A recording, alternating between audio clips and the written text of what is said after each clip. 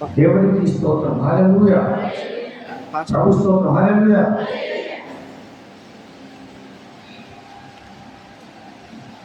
యేసయ్య మంచివాడు, మహోన్నతుడు, పరిశుద్ధుడు, అతి పరిశుద్ధుడు, శ్రీమంతుడు, మృత్యుంజయుడు, మరణపు పనులను ధరించినవాడు, నిన్న నేడు నిరంతరము ఏకరీతిగా ఉన్నాడు.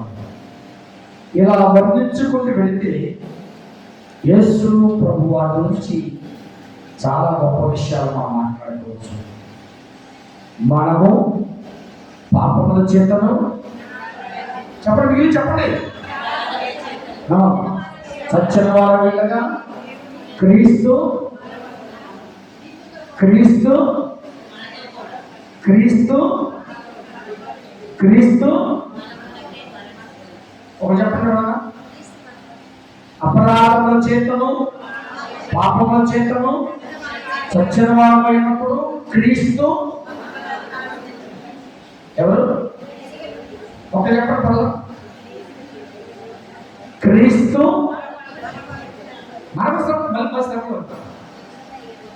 మళ్ళీ పాపముల చేతను అపరాధముల చేతను చచ్చిన వారు అయినప్పుడు క్రీస్తు, అది కరెక్టే, అది లాస్ట్ మాట. అంటే క్రీస్తు మనలను ఆయనతో కూడా బ్రతికించేస్తుంది. హల్లెలూయా.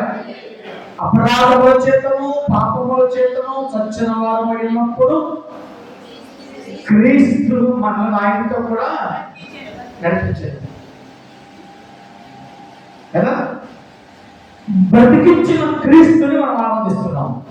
ఎందుకు ఆరాధించవలసి వచ్చిందంటే నన్ను నా దేవుడు బ్రతికించాడు.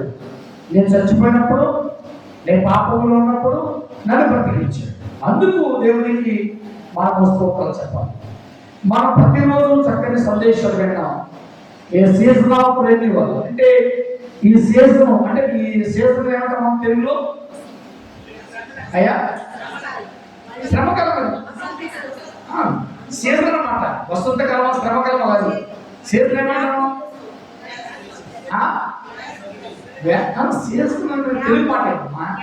వర్షాకాలమా శీతాకాలం కాదు. సీజన్ అంటే తెలుగులో మళ్ళీ శీతాకాలం అంటారు.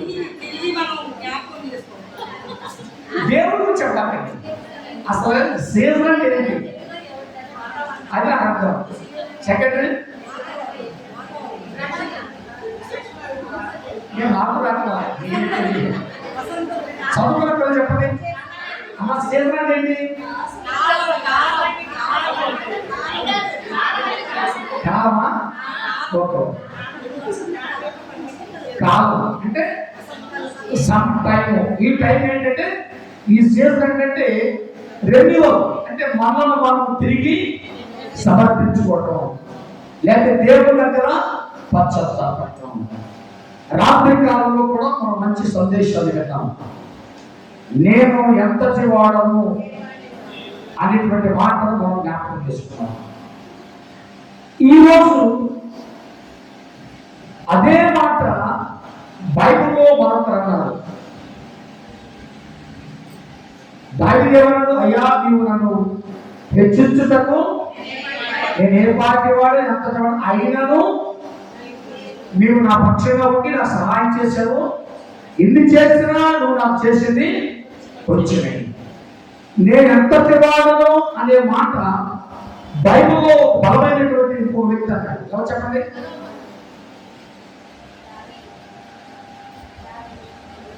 దావీదు చెప్తున్నా కదా, రాత్రి దావీదు గురించి మాట్లాడుతున్నాను. ఇంకొక ఆయన చాలా మంది ఉన్నారు.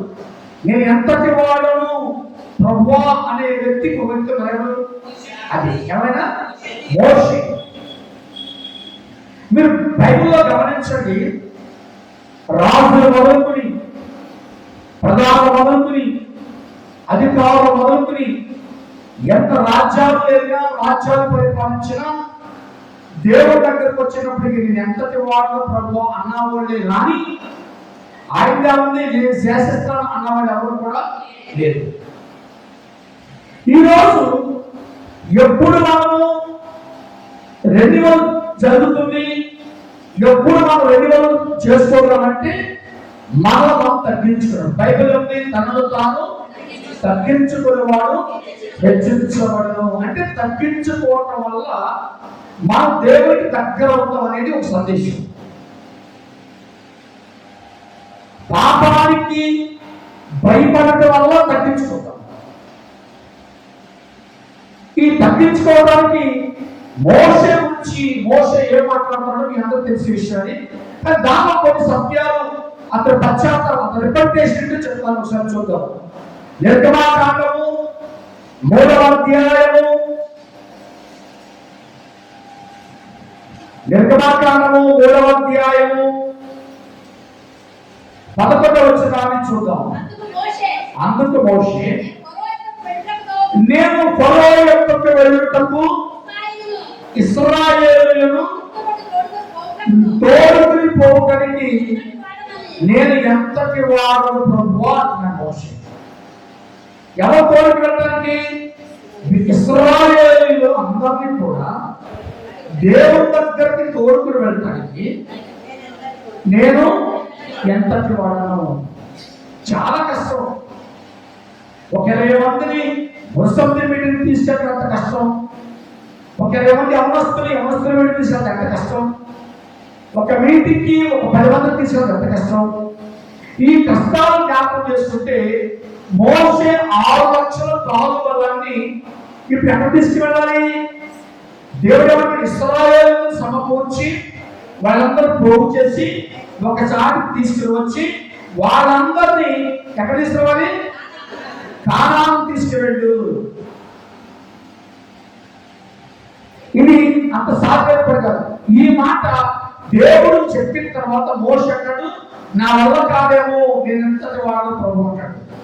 కానీ ఇంకొక నిఘంటు పుస్తకం ఏమంటే మోషేని ఇశ్రాయేలు నాయకుడిగా చేస్తాడన్న సంగతి మోషేకి 40 సంవత్సరాల క్రితమే తెలుసు. అతను ఊహాగానం అంట. ఏంటి? ఇశ్రాయేలుని ఎప్పుడైనా నడిపించేది నేనే, కానాను దగ్గరికి చేర్చేది నేనే అన్న సంగతి ఎవరు తెలుసు? మోషే తెలుసు అంట. కానీ మోషే దేవుడి దగ్గర చెప్పడానికి భయపడుతూ నా వల్ల కాదు ప్రభు అంటాడు.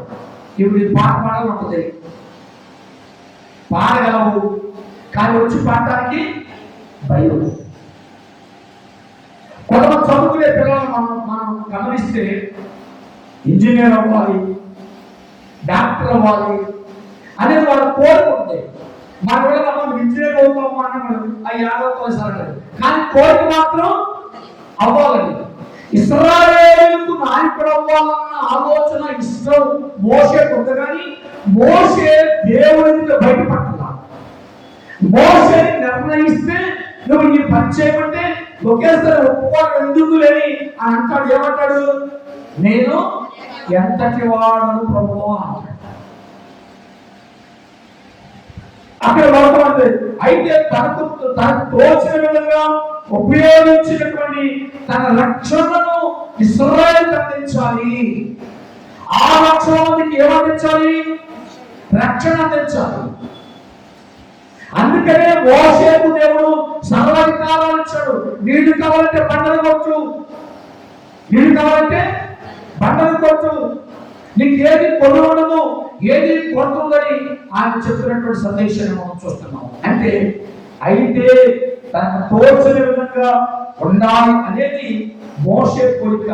మోషే బలపరుస్తూ అపోస్తలుల కార్యంలో స్టెఫెను ఎవరు మాట్లాడుతున్నాడో చూద్దాం. మోషే గురించి స్టెఫెను ఎవరు మాట్లాడుతున్నాడో చూద్దాం. 7వ అధ్యాయము 25వ వచనం.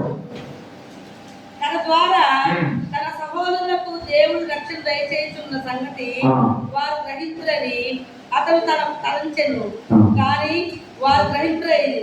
మరునాడు ఇద్దరు పోటాడుతుండగా అతడు వారిని చూసి, అయ్యలారా, మీరు సహోదరులు మీరెందుకు అన్యాయం చేసుకోవచ్చు అని చెప్పి వారికి సమాధానపరచుంచెను. ఎవరు మాట్లాడుతున్నారు? మాటలు సభలు మాట్లాడుతూ మాటలు. ఒకసారి 20 చూస్తే మోషే ఐగుప్తీయుల సకల విద్యను అభ్యసించినటువంటి సంగతి అందరికీ తెలిసిందే. అయితే ఇశ్రాయేలుకు రక్షణ ఎవరి ద్వారా కలుగుతుందంటే మోషే ద్వారానే కలుగుతుంది. అదేంటండి దేవుడు ఉన్నాడుగా, మోషే ద్వారా రక్షణ కలుగుతుంది రావచ్చు. కర్రను పట్టుకుంటే పాపయింది, సముద్రాన్ని పాయలుగా చేశాడు, అద్భుతాలు చేశాడు. అంటే రక్షణ అనుభవంలోనికి రావాలంటే ఇది ఎవరి ద్వారా సాధ్యం అంటే ఇది మోషే ద్వారానే సాధ్యము. ఇప్పుడు నువ్వు రక్షణ పొందేవు అని సాక్ష్యం చెప్పాలి. మనం టీవీలో సాక్ష్యం వింటాం కదా, వింటావా? ఏమో రక్షణ పొందిన ఏమో చెప్తారు సాక్ష్యం. నేను దేవుడితో రక్షణ పొందని చెప్తారా? చెప్పమ్మా. నేను దేవుడి ద్వారా రక్షణ పొందని చెప్తామా? ఎవరు చెప్పండి. అయ్యా నేను యేసుప్రభు ద్వారా రక్షణ పొందాను, నేను నోవా కుమారుడు రక్షణ పొందాను, నేను సుందర్ సింగ్ గారి రక్షణ పొందాను అని చెప్తాను తప్ప యేసు ప్రభువు రక్షణ పొందాను ఎవరు కూడా ఉండరు. చెప్పేవాళ్ళు రక్షణ ఇచ్చింది దేవుడైనా అది వ్యక్తిగతంగా చూపించడానికి ఒక ఆయుధాన్ని వాడుతున్నాం. ఆ ఆయుధం స్టెఫను. ఇప్పుడు స్టెఫన్ అంటారు రక్షణ ఇది ద్వారా మీకు సాధ్యము. అంటే అర్థం ఏంటంటే మీరు కానాను చేరాలంటే దేవుడిని మీరు అట్లా పక్కన పెడితే కానాను చేరడానికి ఒకే ఒక మార్గం ఎవరంటే మోషే. మోషే మాత్రమే మీకు కానాను చేర్చగలడు. స్తోత్రం. హల్లెలూయా. ఎక్కిన బస్సు దిగే స్థలంలో దాకా తీసుకెళ్ళాలంటే ఒకే వ్యక్తి సాధ్యం. ఎవరికైంది? డ్రైవర్కి మాత్రమే సాధ్యం. డబ్బులు తీసుకుని కండక్టర్ చేయలేదు పని. ఒకవేళ మధ్యలో ఆగిపోతే నీ డబ్బులు తిరిగిస్తాడు, కానీ నువ్వు చాలా కమ్మిస్తావా అంటే ఎవరు తీసుకెళ్తారు?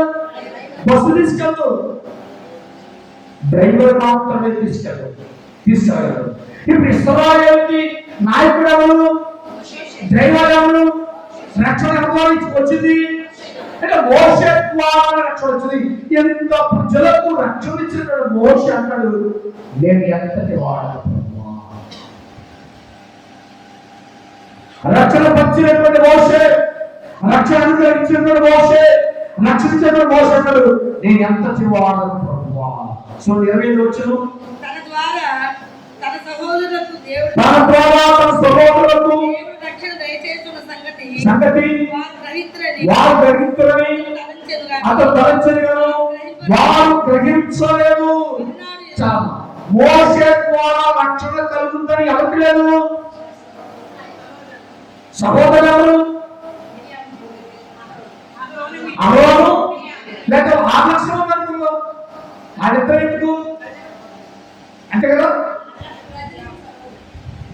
ఎంతమంది అనుకున్నాం? 6 లక్షల మంది అనుకున్నాం. 6 లక్షల మంది కూడా మోషే ద్వారానే మనం కానాను చేరగలము, మోషేకి మాత్రమే సాధ్యమైన సంగతి 6 లక్షల మంది మర్చిపోయారు. ఆ సంగతి అపోస్తల కార్యాలు స్థాపన చేస్తారు. ఆ సంగతి అంటే మీరు కూడా అలాంటి వారు కాకుండా ఉండాలి. ఇశ్రాయేలులే మీరు అలా ఉండకూడదు. యెరూషలేమా యెరూషలేమా చెప్పండి. ప్రవక్తలను చెప్పరేమా? యెరూషలేమా యెరూషలేమా ప్రవక్తలు చనిపోయిన స్థలం యెరూషలేము. యేసు ప్రభు పట్టబడ్డ స్థలం యెరూషలేము. యేసు ప్రభు అవమానం పడ్డ స్థలం యెరూషలేము. ఇవన్నీ చోట ఎక్కడికెళ్తున్నాం?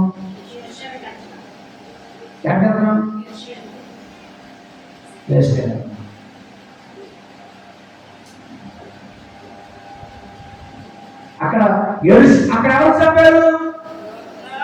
ప్రవక్తలు చంపారు. యేసు శ్రమలు పడ్డారు. అక్కడ కొట్టారు, రాళ్ళు ఉన్నారు. యేసు దేవాలయాన్ని పాడు చేశారు. పాడు చేసిన దేవాలయంలోకి ఇవాళ యెరూషలేము అక్క పక్కన పెడితే ప్రపంచంలో అందరూ వెళ్తున్నారు. చాలా చక్కని యెరూషలేము ఈరోజు పోషించబడటానికి కారణం ఏమో తెలుసా? అందరూ కూడా విజిటర్సే, లేక ఏం లేదు, ఇన్కమ్ లేదు, సోర్స్ లేదు. చాలా చిన్నది, మీకు తెలుసు కదా, ప్రాకారాలు కట్టేశారు, చాలా చిన్న ప్రదేశం. ఇప్పుడు మోషే గారు ఇది సభ మాత్రమే, ఇశ్రాయేలుకు దేవుని నియమాలను తిరస్కరించిన ఈయన ద్వారానే రక్షణ సంగతి సహోదరులకు కూడా తెలుసు. అయినను వారిని పట్టించుకున్న వారు స్తోత్రపడి నేను ఎంతటి వాడాలి. రెండోది, పశ్చాత్తాపంలోకి వెళ్ళడానికి, నాయకత్వంలోకి వెళ్ళడానికి, నాయకుడు కావడానికి మోషే మరొక మాట్లాడతాడు తెలుసా? 11వ వచనం చూద్దాం. నిర్గమాకాండము. అందుకు మోషే, నేను ఫరో యొద్దకు వెళ్ళుటకును ఇశ్రాయేలును ఐగుప్తులను వెళ్ళడానికి, ఇశ్రాయేలు ఐగుప్తులతో నడిపించడానికి వారిని ఐగుప్తిని మోషే నిరాకరించాడు. నేను వెళ్ళడం అనలేక నేను ఎంతటి వాడు, నా వల్ల కాదు. వెళ్ళనలేక నిరాకరించాడు. నేను ఎంతటి వాడిని అర్థమేంటి? ఇది నా వల్ల కాదు. నిరాకరించడం అంటే ఎల్లని చెప్పలేడు, కాదని చెప్పలేడు, దేవుడు ఎదురు మాట్లాడలేడు, దేవుడు చెప్పింది చెయ్యాలి. కనుక ఏదో ఏం చెప్పాలి? నేను ఎంత తోడు ప్రభువా, నేను చదవమాట. ఐగుప్తి వెళ్ళడానికి మోషే నిరాకరించాడు. అందుకు దేవుడికి మోషే మీద కోపం వచ్చింది. అందరిలాగే మోషే కూడా మానవ స్వభావాన్ని కలిగి ఉన్నాడు. ఏం కలిగి ఉన్నాడు అంటే, వెళ్ళాలని ఉండి దేవుడు పిలుస్తాడని తెలుసు, ఏ నాటికైనా ఇశ్రాయేలుకు నాయకుడు నేనే అని తెలుసు. కానీ అక్కడ మానవత్వాన్ని చూపిస్తున్నాడు. దాని ఏమంటారంటే చెడ్డ బుద్ధి. ఏముంది? చెడ్డ బుద్ధి. మనకు కూడా చాలా మంది, అంటే మనకు పెద్ద అలాంటి దాని ఏమంటారు, అలాంటి పెద్ద ఒత్తిడి ఉండవు. చాలా మంది చర్చిలో అమలు పాడింది నేను పాత అనుకున్నాను అంటారు అందరూ. మనకు అలాంటి పెద్ద అలాంటి ఒత్తిడి లేదు. మనకి పాడాలని పుట్టుంది కానీ పాడలేకపోతున్నారు, చదవాలని పుట్టుంది చదవలేకపోతుంది. అందుకనే మోషే గురించి నేను రాసిన మాట్లాడుతూ, మోషే అందరిలాగానే మానవ స్వభావాన్ని కలిగి ఉన్నాడు. అందుకే అక్కడ అంటాడు, నేను కాదు ఎవరినైనా పంపించు, ఎవరినైనా పంపించు. నేను కాదులే ఎవరైనా పంపించు అంటే అర్థం ఏంటంటే, మోషకి ఏముంది? వెళ్ళాలనుంది, నాయకుడు కావాలనుంది, ప్రజలు నడిపించాలనుంది. 40 ఏళ్ల క్రితమే మోషకి దర్శనం అది. కానీ శాపం చెప్తున్నాడు, అంటే ఇది చేయాలంటే ఐగుప్తి వెళ్ళాలి, అంటే దేవుని కృప అధిగమించి వెళ్ళాలి. ఐగుప్తి పాపపు భోగము విడిచిన ఎవరు వలె? మోషే. ఐగుప్తు పాపపు భోగము విడిచిన ఆత్మనియమము ద్వారా సాగిపోయేదము, ఆత్మనియమము ద్వారా సాగిపోయేదము. భక్తిహీనులకు నీతిని చాటుచు జల ప్రళయములో బోధలు చేరిన నోవహు వలె మనము సాగిపోయేదము, నోవహు వలె మనము సాగిపోయేదము. పోరు సహించి సువాత పక్షమున పరుగు ముగించి ప్రాణార్పణమైన పేతురు వలె మనము ఎవరి మనము సాగిపోదాము. ఏదో పాట మోషే ఆ మాట చెప్పు. మోషే చెప్పండి.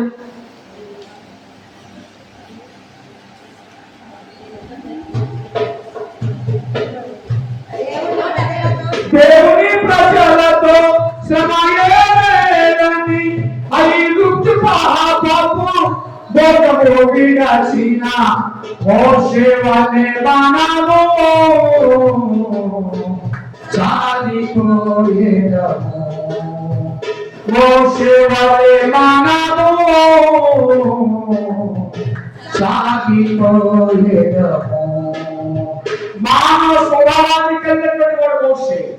వెళ్ళాలని ఉంది, వెళ్ళాలని ఉంది, అయినా నేను ఎంతటి వాడు అంటున్నాడు. వెళ్ళాలని ఉంది, నేను రాదు, ఆయన పంపించాను. ఏమన్నాడు? వెళ్ళాలని ఉంది, ఆయన పంపించే సంగతి నీకు ఎందుకు? వెళ్ళకపోతే నేను వెళ్ళని చెప్పేసి. అంటే ఇంకొక వ్యక్తిని నువ్వు సపోర్ట్ చేసే అర్థం ఏంటి? నీకు వెళ్ళాలని ఉందంతే. మోసేటువంటి అందుకనే మా దోషములు నీ దగ్గర మేము దాచుకున్నాం అన్నాడు మోషే. మోషే చాలా కీర్తన రాశాడు. దాచుకున్నాడు కనుక ఆలోచన కూడా దాచుకున్నాడు, మాటలు దాచుకున్నాడు, తన పొరపాటు దాచుకున్నాడు. అందుకే దాచుకున్నవాడు కనుక నేను ఎంతటి వాడు ప్రభా, నేను వెళ్ళలేను ప్రభా, నేను కాదు మనని పంపించు, నేను కాదు ఆ పంపించు అంటాడు. ఒకసారి చూద్దాం 91 కీర్తన 8వ వచనం.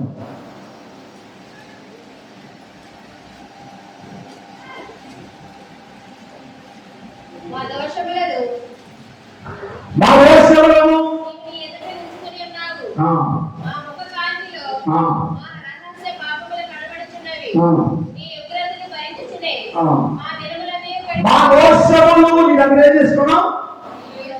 అంటే దోషాలు దాచుకున్నాడు కనుక పశ్చాత్తాపంలోకి రాకపోయాడు. ఎప్పుడైతే దోషాలు విడిచిపెట్టాడో అతను పశ్చాత్తాపంలోకి వచ్చాడు. ఈ పశ్చాత్తాపంలో అంటాడు నేను ఎంతటి వాడు అంటాడంటే దేవుడి దగ్గర. అంటే దేవుడు అంటాడు నువ్వు వెళ్ళు, నీకు తోడు అహరోను వస్తాడు, నేను నీతో మాట్లాడతాను, నువ్వేమో అహరోనుతో మాట్లాడు. అహరోను చెప్పడమ్మా, అహరోను ఎంతో మాట్లాడతాడు అంతే కదా. నేను నత్తివాడను, ఎంతటి వాడను, నా వల్ల కాదు, నేను ఎవరైనా పంపించండి, నువ్వు నత్తివాడవైన నీ బాధ, నువ్వు నత్తివాడవైతే నువ్వు వెళ్ళు, నీకు తోడు ఎవరు పంపిస్తాను? అహరోను పంపిస్తాను. నేనేమో నీతో మాట్లాడతాను, నువ్వేమో అహరోనుతో మాట్లాడు. అహరోనేమో చెప్పండి, చెప్పండి. అది కానీ వెళ్ళాలని ఎవరికి? కానీ ఏం చెప్తున్నాడు? ఏం చెప్తున్నాడు? దోషం ఉంది. ఏంటి ఆ దోషం అంటే ఐగుప్తుని చంపి పాతి పెట్టి, చెప్పమ్మా, ఐగుప్తుని చంపి పాతి పెట్టి పారిపోయింది. ఈ పాపం అతను ఏం చేస్తుంది? భయపడి చక్కగా మాట స్తోత్రపడి. అందుకనే మా దోషములు ఎక్కడ దాచుకున్నాం? నీ యొక్క దాచుకున్నాం.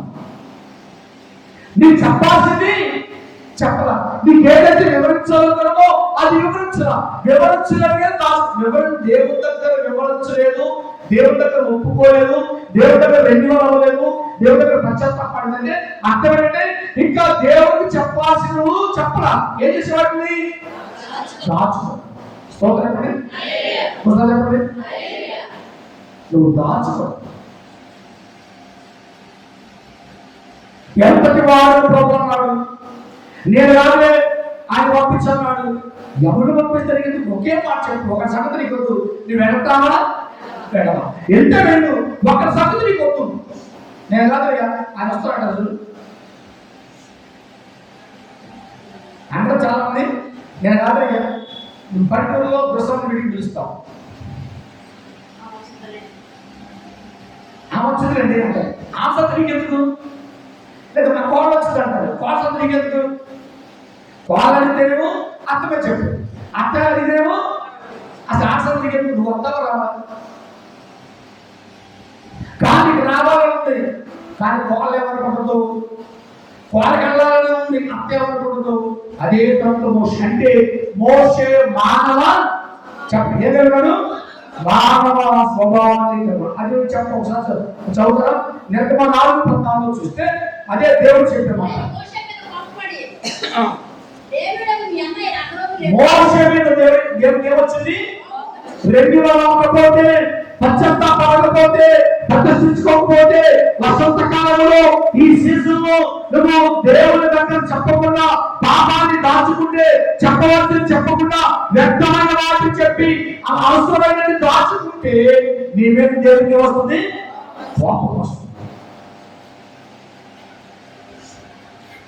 యెరూషలేము ప్రజల మీద దేవుడికి ఏమొచ్చింది? కోపం వచ్చింది. ఏది ఫోటో ఇదేనా? ఇదేనా? ఇదే కదా? కోపం వచ్చింది. కోపం వస్తే అదే ఇదే జరుగుతుంది.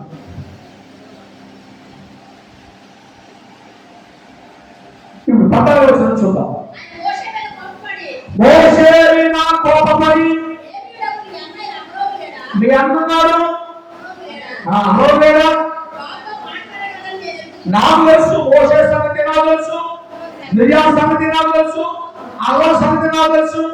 నువ్వు చెప్పాలా? ఇప్పుడు పెద్దపేటలో ఉన్నటువంటి 100 కుటుంబాల్లో ఎవరు పాడతారో, ఎవరు ప్రార్థన చేస్తారో, ఎవరు ప్రార్థన నాకు తెలీదా? నేను కూడా నాతో ప్రార్థన చేయొచ్చు అనుకుంటాను నేను. కానీ ఆ సహోదరి, ఆ తల్లి ప్రార్థన చేస్తుందో రాదో అన్న సంగతి తెలుసు, నాకు తెలుసు. నువ్వు ఫీల్ అవుతావు, నేను ఫీల్ అవ్వను, ప్రార్థన చేయడం ఫీల్ అవ్వవు, కానీ నువ్వు ఫీల్ అయిపోతావు. అయ్యో అనుకోవచ్చుగా, అనుకోవచ్చుగా, అనుకోవచ్చుగా, నీకు తెలియదు. ఇప్పుడు మోషే అంటాడు, ఏమంటాడు? మోషే ఎన్ని సార్లు మీ అన్నన్నారన్న సంగతి తెలుసు, మీ అన్న బాగా మాట్లాడుతున్న సంగతి తెలుసు, మీ యొక్క క్రియాత్మక సంగతి ఏంటో తెలుసు. నీకెందుకు? నీ సంగతి ఏంటో చెప్పు. నీ సంగతి ఏంటో. మేము ఇద్దరికి ఫీల్డ్ సెక్షన్ వెళ్ళేవాడు. ఇప్పుడు కదా మేము ఆఫీసులో కొత్తలో అయ్యగారు ఒక మాట చెప్పుకునేవాడు, ఒక మాట అనుకుంటూ ఉండేవాడు. మనం సార్ పెద్దవాడు చేస్తూ ఆయన మంచి భక్తి పడు, ప్రార్థన పడు. ఈ ఆఫీసర్స్ కమిషన్లో ఆయన కృపాపేట దగ్గర పిలిచేవాడు అందరినీ.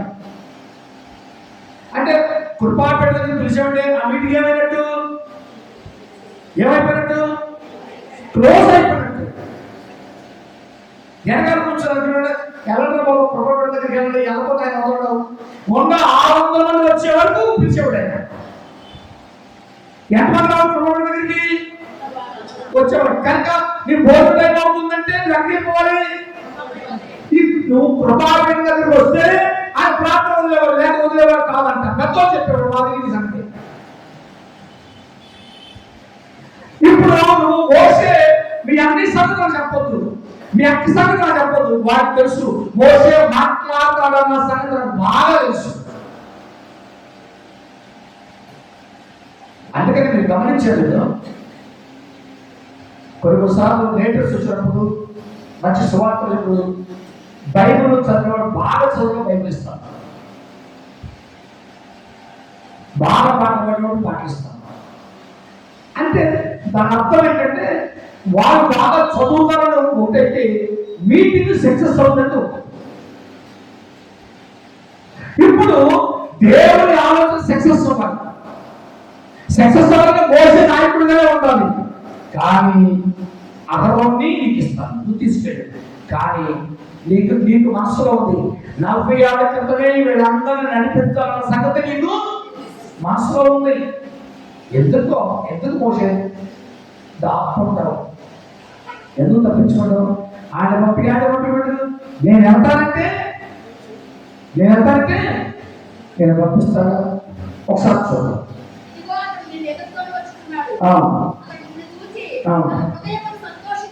నిన్ను చూసి ఉదయమును సంతోషించను. అక్కడ నాయకత్వాన్ని అంగీకరించుటకు అర్హత లేదనే సంగతి మోషే వాదన. ఎవరితో వాదన? ఎవరితో? నేను ఎంతటి వాడను, ఏ పార్టీ వాడను, నేను కాదు ఆయన పంపించు. ప్రజలు తన మాటను విశ్వసించారు అని ఎవరిలో ఉంది చెప్పడమా? మోషే. భయం ఉంటే నీవు కూడా అంతే, రెండు రకాలు. భయం ఉంటే రెండు రకాలు, రెండు రకాలు. అందుకే మూడో మాట ఒకటే చెప్పాను, నేను ఎంతటి వాడు. చాలా మాట ఒకటి. రెండవ మాట అంటే నేను కాదు, చెప్పండి, నేను కాదు మనల్ని పంపించు. మూడవ మాట చదివి ముగించేస్తాను. పదవచ్చు నాకు పని. అప్పుడు మోషే, ప్రభువా, ఇంతకు మునుపైనను నీవు నీ దాసుతో మాట్లాడినప్పటి నుండి నేను మాట నేర్పది కాను. నేను మాట నేర్పని కాను. హల్లెలూయా. నేను మాట నేర్పని కాను.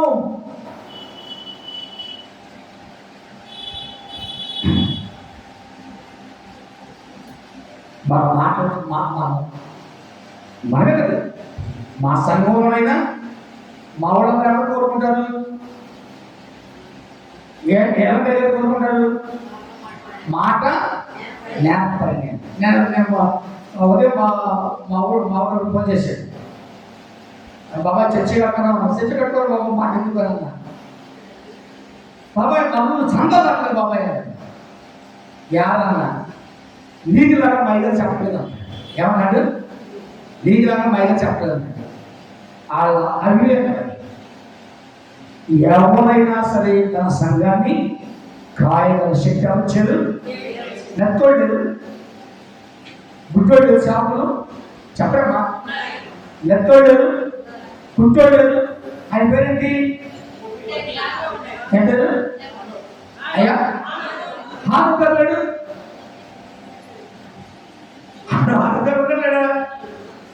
హానుకర్ నిర్దేశారా? ఐజాక్ కళ్ళు మన మీటింగ్కి వచ్చాడు. మేము వెళ్తే ఈ డీడీ పెట్టిన మీటింగ్ ఆ మీటింగ్కి వచ్చాడు. యాసగా మొదలు వచ్చాడు. చాలాసేపు మాట్లాడింది. మాట నేర్పడిపోయినా, మాట నేర్పడి కాకపోయినా, పెరిగి వాళ్ళైనా, ధైర్యంగా వాళ్ళైనా కొద్దిగా భక్తి చూపించగలిగితే మోషేని నడిపించినట్లుగా నిన్ను కూడా దేవుడు నడిపిస్తాడు. స్తోత్రం. అందుకని మోషే చరిత్రలో శ్రేష్టమైన నాయకుడిగా మిగిలిపోయాడు. మాట నేర్పని కాదు, అయినప్పుడు కూడా ఎలా మిగిలిపోయాడు? ఎలా మిగిలిపోయాడు? ఎట్లా? శ్రేష్టమైన నాయకుడు మిగిలిపోయాడు. అదే తల చొక్కాడే తల ప్యాంటు, ఏనాడు సూటేసి ఉండవు, ఏనాడు తల సొక్కేసి ఉండవు. అంతేనా? ఎంతమంది సతీష్ కుమార్ టైం మర్చిపోవాలి జనం చెప్పడమ్మా. అర్థమవుతుంది చెప్పేది. ఈశ్వర గారు అదే తెల్ల ప్యాంటు, అదే తెల్ల చొక్క, అయ్యే అప్పుడు చెప్పు. ఎంతమంది జైపాల్ గారు ఉంటే ఈశ్వర గారు మర్చిపోతారు జనం. ఎంతమంది సతీష్ కుమార్ ఉంటే ఈశ్వర గారు మర్చిపోతారు జనం. వస్తా కదా. ఎంతమంది సాధువులు జనరల్ ఉంటే మర్చిపోతారు ఈశ్వర గారిని. సేవకుడు కావాలి. ఎవరు కావాలి? స్తోత్రం అండి. ఈశ్వర గారు మర్చిపోతారా? సతీష్ కుమార్ గారు చచ్చిపోరండి. సతీష్ కుమార్ జనం మర్చిపోతారా? లేదు. మర్చిపోతారు లేదా? మర్చిపోతారు. విలియంపూర్ గారు ఒక మాట చెప్పలేదు. విలియంపూర్ గారు కూడా ఈశ్వర గారు కూడా ఒక బయలు రాసి సర్వీస్ ఒక వ్యవస్థ చేయాలనుకున్నాడు. రిజిస్ట్రేషన్ చేసి ఒక బయలు రాసి ఒక వ్యవస్థను చేయాలనుకున్నాడు. కానీ అతనితో ఉన్న సేవకులు ఎవరు కూడా ఏం చేయలేదు. పన్నెవరా మీకు తెలుసా? ఆడకు ట్రాన్స్ఫర్ ఇవ్వాలనుకుంటే ఇస్తున్నారు. అమ్మో నేను వెళ్ళిపోతే నా రాజమండ్రి ఏమవుతుంది అనుకున్నాడు. ఎవరైనా జాన్వేశ్వరి గారు. అమ్మో నేను లేకపోతే గురువారం అయిపోతా అనుకున్నాడు ప్రభావం గారు. అమ్మో నేను లేకపోతే జంక్షన్ అయిపోతా అనుకున్నాడు ఎవరు? దేవదాస్ గారు. అమ్మో నేను లేకపోతే ఏమైపోతా భీమవరం అనుకున్నాడు ప్రభాకర్ గారు. అమ్మో నేను లేకపోతే ఏమైపోతా కడప అనుకున్నాడు యశ్యా. వీళ్ళందరూ ఒకటైపోయి ఏకమైపోయి ముగించేశారు. ఈశ్వర గారి కోరికనే దేవుడు. వ్యక్తివాడివైనా ఎవరైనా మొన్న పాడే కదా, అంతగాడివైనా ఎంతటి మాటగాడివైనా న్యాయతత్వమున్నా ఎంతటి ప్రేమతత్వమున్నా విద్యవేత్తవైనా తత్వవేత్తవైనా ఎంతటి శాస్త్రవేత్తవైనా విద్యవేత్తవైనా తత్వవేత్తవైనా ఎంతటి శాస్త్రవేత్తవైనా ఎదిస్తువైనా పీడిస్తువైనా కుపిస్తువైనా మధ్యస్తువైనా ఏనాటికైనా ఈ కాయము మాయమజుటే కాయము ఏనాటికైనా యేసయ్యను చేరుకొనుటే న్యాయము. ఎవరైనా దేవుని ఇష్టమైన వాడైతే ఆ రక్షణ కాదు, అలాగే రక్షణ మంది నడిపించే జ్ఞానము దేవుడే. నేను ఎంతటి వాడమన్నావు, నేను ఆయన పంపించమన్నావు, నేను ఎవరన్నాను, నేను మాట నువ్వు మాట నేర్పరైనా కాకపోయినా దేవుడికి ఇష్టమైతే దేవుడు నిన్ను చాలా గమ్యస్థానం చేస్తాడు. అదే దేవుని రాజ్యము. ఆ రాజ్యానికి వెళ్ళే ముందు క్రీస్తు నా కొరకు చనిపోయాడు అనే సత్యాన్ని నువ్వు నమ్మినప్పుడు దేవుడిని ప్రేమిస్తాడు. నమ్ముతున్నావా? నన్ను తెలియచవచ్చు. నీ కొరకు ప్రార్థించండి.